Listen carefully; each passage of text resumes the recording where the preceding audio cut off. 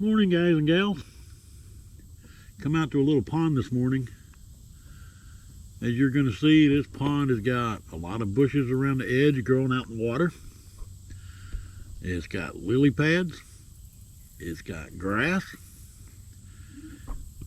It's got trees down in the water. Pond's not real big, and it's not real deep. It probably doesn't average between 4 and 5 feet. One of the deeper spots I found is about 6 feet. So it's not real deep. We're gonna go out here and see if we can't catch a bass or two out of these lilies or out of this grass, out of these bushes. I do have my devil's horse tied on like normal. I've got my toad tied on like normal. I've got a frog tied on, and I got a spinning rod out here with a little inline spinner just in case. I don't know. We're going to go out here and see what we can do. See if we can't catch a bass or two out of here, and let's get this thing started. Y'all stick around.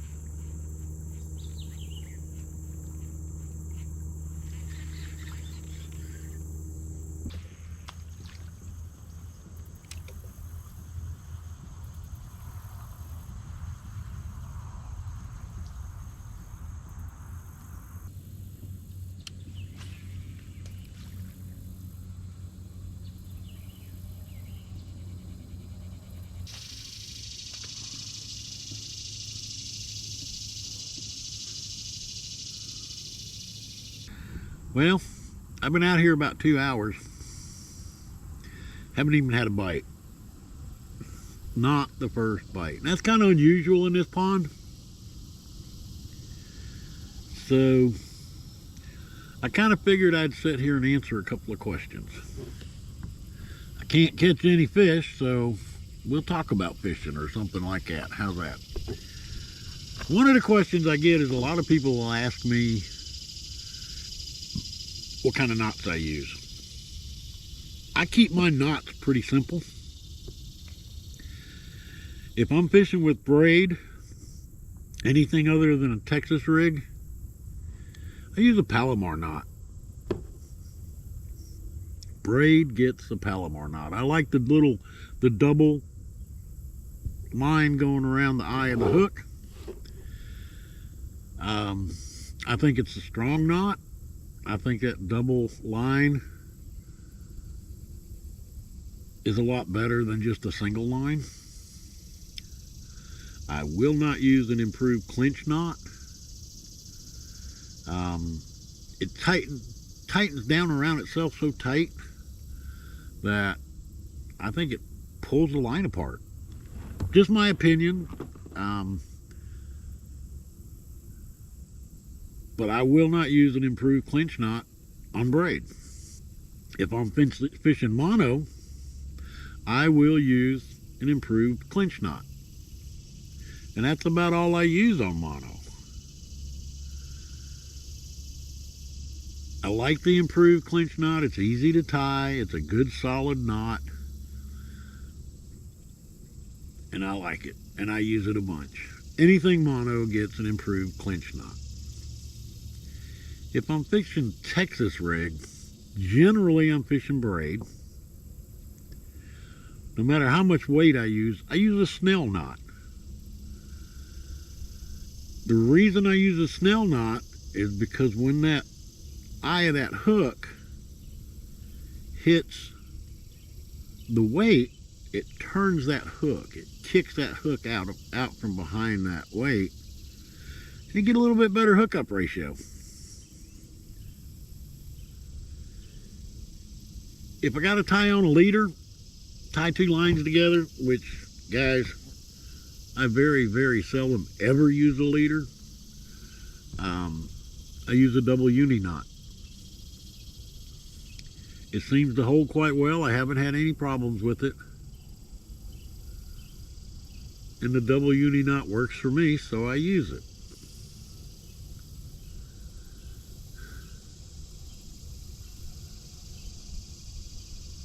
It doesn't matter to me about leaders. I do not use leaders. I don't use fluorocarbon. As you know, biggest majority of what I do is topwater. Well, I've got no use for fluorocarbon. I do a little bit of Texas rig, bottom fishing. But most of the ponds I fish are less than 12 feet deep. I don't need fluorocarbon. Like I said, I don't use leaders. I use straight braid or straight mono. If I go out crappie fishing or something like that, which I do once in a while, and I will do like in the fall when it gets colder, and I can't say cold here in Florida, I will say colder, then I might use the leader. You know, I think the smallest braid I've got on a little spinning rod is probably 15-pound test. And I might put on, you know, a 6 or an 8-pound test leader. Maybe. But that's about the only time I will use a leader. So other than that, it's straight line, straight braid, straight mono. Another question I get is, how do I fish a frog? I had a guy ask me, he said, give me some tips for fishing a frog, a hollow belly frog. I'm like, what's going on? He said, well, I keep getting hung up. I'm like, okay, you keep getting hung up with a hollow belly frog. He says, yeah. So we're going to talk about a little bit about fishing a hollow belly frog. I'm going to see if I can get a stem here, a leaf rather. Now, I kind of tore it up.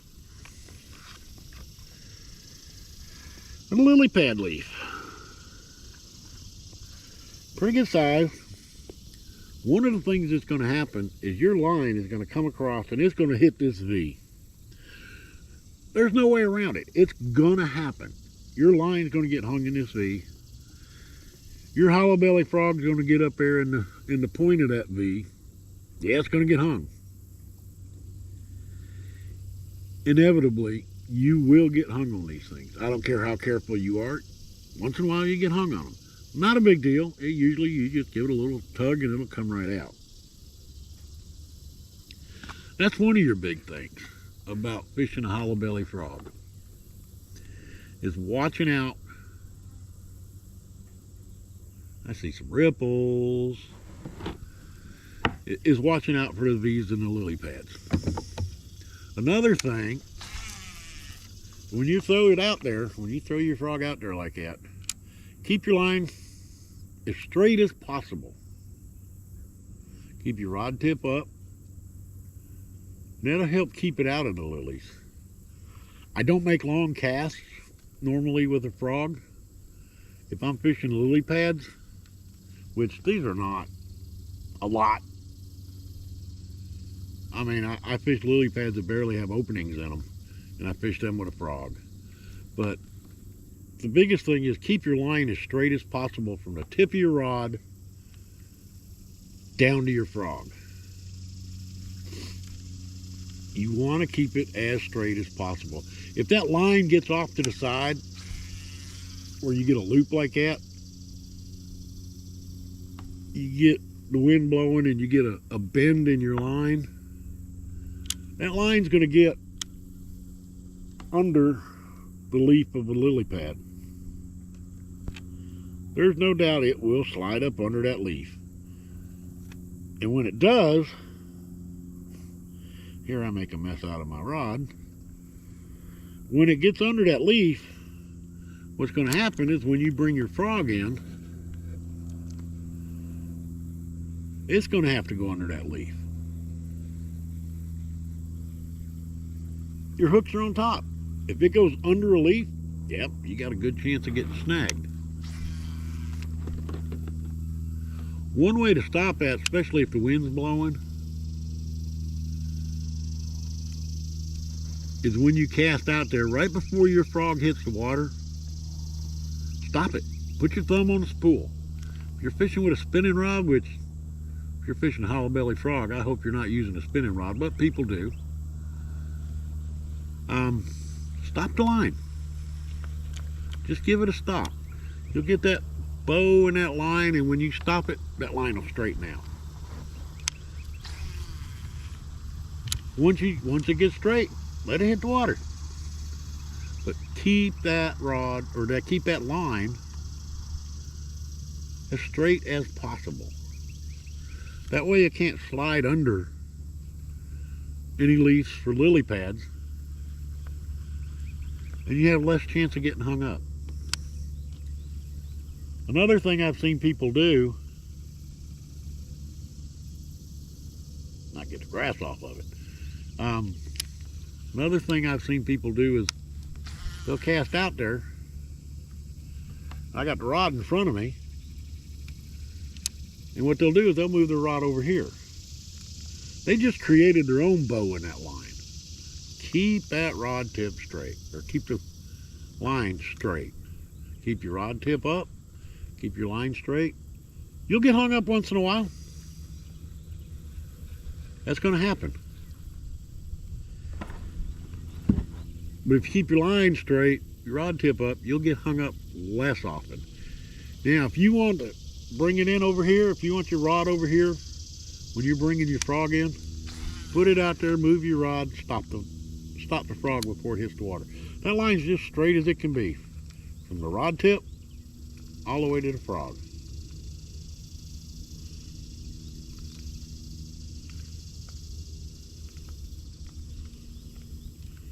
Now you guys want to walk the dog,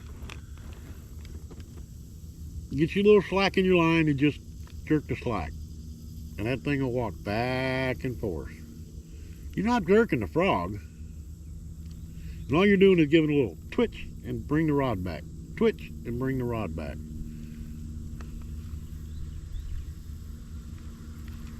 You're not jerking the frog, you're jerking the slack in the line.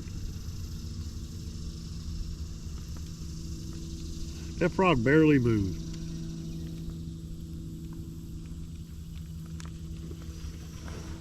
You know, every time you twitch it, it'll turn from side to side. It might move a half an inch, maybe an inch, but it ain't gonna move much. A lot of times, depending on where you're at, you get that frog going side to side, just walking the dog like that, and you can drive a bass nuts with that. The other thing is this thing will fill up with water. Yeah, it'll fill up with water. So make sure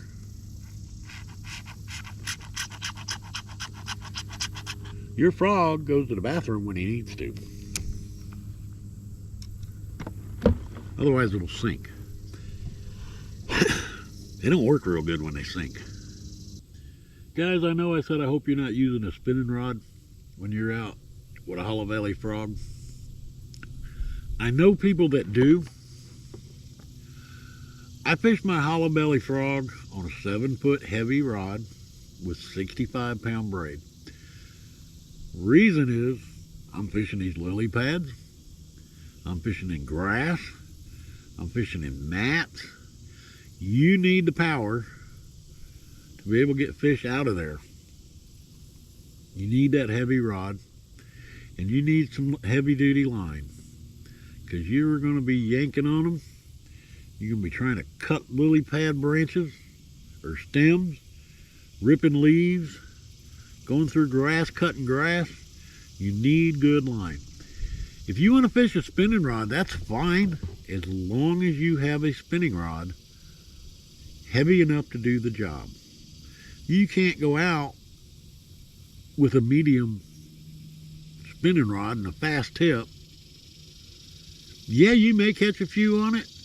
You're going to have a hard time even setting the hook on a hollow belly frog with something, a medium, with a fast tip. And I don't care if it's a bait caster or a spinning rod. You're going to have a hard time setting the hook. Those hooks are big. They generally go right in the top of the mouth. And there's a lot of bone there. So you've got to have some power to pull it. So if you're going to fish a hollow belly frog with a spinning rod, that is fine. Just make sure you've got a spinning rod that's big enough and heavy duty enough and line heavy enough to do the job. Well guys, that was fun. 3 hours, never even got a bite. I enjoyed it. You know, I enjoyed the peace and quiet. Hopefully you'll get some use out of these tips for the hollow belly frog. Like I say, big thing is keep your line as straight as possible. Try and keep the bows out of it. You know, if you move your rod around while casting, or if the wind's blowing, stop your frog before it hits the water. That way it takes the bow out of the line. Keep your rod tip up. You know, that's going to help out a lot too. And shorten up your cast, make shorter casts. Now, in the video, you've seen me bomb a few out there. Like I say, I hadn't had a bite. So, I was bombing some out there across those lilies and just trying to see if I could get a bite. You know, once I got a bite, I could slow down and make shorter casts and work my way back up into where it was. But you make long casts, you know, that frog hits the water and you get a bass that takes it. There's a lot of stuff between you and that bass to get tangled up in. A lot of stuff for that bass to tangle in. And when he gets tangled up, the odds are greater that you're going to lose that fish. Not to mention, if you get him in, you've ripped that bass through grass, lilies, weeds, whatever, and you've spooked every fish out there between you and where you caught that bass at.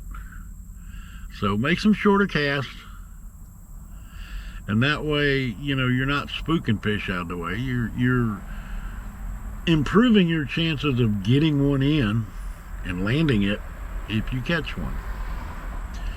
So I hope you enjoyed the video. I enjoyed being out there even if I didn't catch anything. So we're going to end it here. Guys, y'all just have a great day.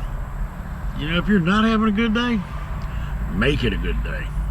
You know, just like this video. It shows you, not every time I go fishing do I catch anything. I have good days, bad days, in between days. But it wasn't a great day of fishing, but we made it a great day. I enjoyed the time out there. We, you know, got some tips out there for you guys. So if you like what you see, subscribe. I appreciate each and every one of you guys that watch these videos, and I appreciate everybody that subscribes and shares them. So like I say, y'all have a great day, and I'll see you on the water next trip. Y'all take care.